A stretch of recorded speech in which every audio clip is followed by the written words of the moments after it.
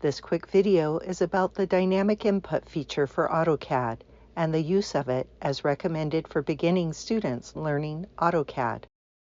You will see this feature in many of the video lessons for this course.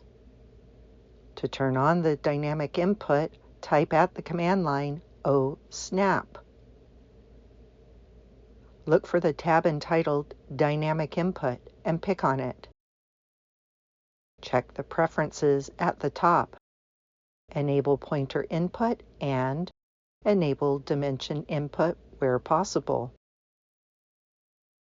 The dynamic input function helps beginning students learn AutoCAD much more thoroughly and quickly as it intuits among a combination of commands.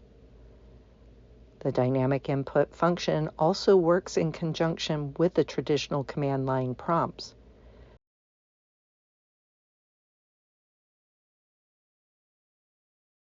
You will often see both dynamic input and the command line enlarged in the videos so that you can begin to learn the command prompts from AutoCAD.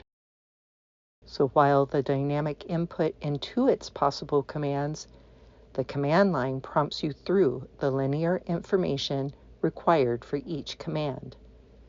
You always need to refer to the command line in AutoCAD, but the addition of the dynamic input tool can be very helpful to beginning students, especially. There is another way you can turn on and off the dynamic input feature, which is by using the function keys located at the top of your keyboard. You can turn on or off the dynamic input by toggling on the function 12 key.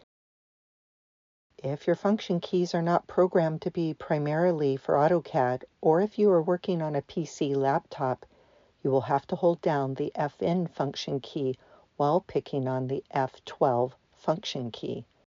Remember, dynamic input plus using the command line will help beginning students learn the language of AutoCAD much quicker.